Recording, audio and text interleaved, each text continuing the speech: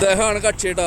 നമ്മൾ ഒരു ഇൻഫോർമേഷൻ കിട്ടിയതിൻ്റെ ഭാഗമായിട്ട് വന്നതാണ്. ഇവിടെ ഡ്രസ്സിംഗ് റൂമിൽ കാര്യങ്ങളിലൊക്കെ പ്രശ്നം ഉണ്ടാക്കിയിട്ട് ഇത് തൃശ്ശൂർ ജില്ലാ ഹോസ്പിറ്റലിൽ വന്നിട്ടുള്ള ഒരാളാണ്. ഇദ്ദേഹത്തിന് ഡ്രസ്സിംഗ് റൂമിൽ വെച്ചിട്ട് എന്തോ പ്രശ്നം ഉണ്ടാക്കിയതിൻ്റെ ഭാഗമായിട്ട് ഇദ്ദേഹത്തിന് അവിടുന്ന് പിടിച്ച് പുറത്താക്കിയിട്ടുണ്ടായിരുന്നു.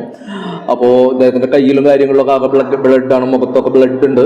അപ്പോൾ ഇദ്ദേഹം ഇവിടെ ഇരിക്കുന്നുണ്ട്. അപ്പോൾ ഇദ്ദേഹത്തിനോട് നമ്മൾ കാര്യങ്ങളൊക്കെ സംസാരിച്ച പ്രകാരം ഇദ്ദേഹം ഡൽഹിയിൽ നിന്നാണ്, കാര്യങ്ങളാണ്, ഇദ്ദേഹത്തിന് ഭാര്യയുണ്ട്, കുട്ടിയുണ്ട് എന്നൊക്കെ പറയുന്നുണ്ട്.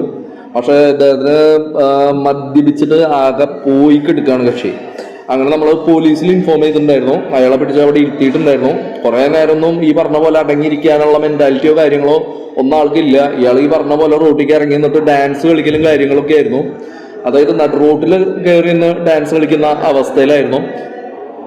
നമ്മൾ അവസാനം പിടിച്ചു കൊണ്ടുവന്ന് ആ മതിലിൻ്റെ അവിടെ കൊണ്ടുവന്ന് ഇരുത്തി.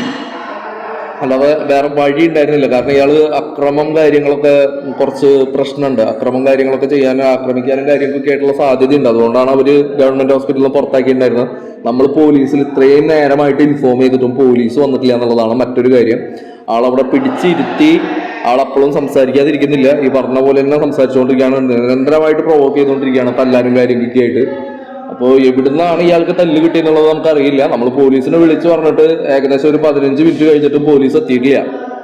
ഓക്കെ, ക്രമസമാധാനം പ്രോപ്പർ അല്ലാന്ന് നമ്മൾ 100-ലേക്ക് വിളിച്ച് പറഞ്ഞു കഴിഞ്ഞതിന് ശേഷം പോലീസ് എത്തിയിട്ടില്ല. ലാസ്റ്റ് ഇപ്പോൾ പോലീസ് വന്ന് അവനോട് കാര്യങ്ങൾ സംസാരിക്കുന്നുണ്ട്. അവനെ അവിടുന്ന് വിളിച്ചു കൊണ്ടുപോവാണ് ചെയ്യുന്നത്.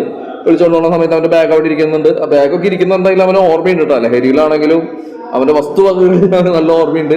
ആ ബാഗ് എടുത്ത് അവൻ ആ പോലീസിൻ്റെ ഒപ്പം പോയി ഈ പറയുന്ന പോലെ നടന്ന് പോകുന്നുണ്ട്. പോലീസ് അവനോട് കാര്യങ്ങളൊക്കെ സംസാരിക്കുന്നുണ്ട്.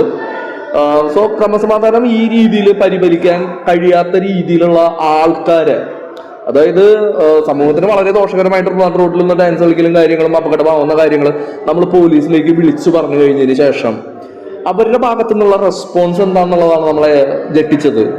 കാരണം ഇയാളെ വിളിച്ചു കൊണ്ടുപോകുന്നു, അങ്ങോട്ട് ദൂരേക്ക് വിളിച്ചു കൊണ്ടുപോകുന്നു, അവിടുന്ന് അങ്ങോട്ട് പറഞ്ഞയക്കുകയാണ് ചെയ്യുന്നത്. അതായത് ഒരു നടപടികളോ കാര്യങ്ങളോ എടുക്കുന്നില്ല.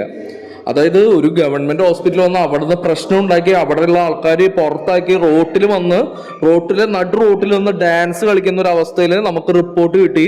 ആ റിപ്പോർട്ടിന്റെ അടിസ്ഥാനത്തിൽ നമ്മൾ 100-ലേക്ക് വിളിച്ചു പറഞ്ഞു കഴിഞ്ഞതിന് ശേഷം പോലീസ് വരുന്നത് 15-20 മിനിറ്റ് കഴിഞ്ഞിട്ട്. വന്നു കഴിഞ്ഞിട്ട് എന്താ ചെയ്യുന്നത്? ക്രമസമാധാനം പരിപാലിക്കാൻ കഴിയാത്ത ഒരു അവസ്ഥയിൽ നമ്മൾ പോലീസിന് ഇൻഫോം ചെയ്ത് കഴിഞ്ഞതിന് ശേഷം അവൻ അതേപോലെ തന്നെ റോട്ടിലേക്ക് അഴിച്ചു വിട്ടിരിക്കുന്നു എന്ന് പറഞ്ഞുകൊണ്ട് ബൈ.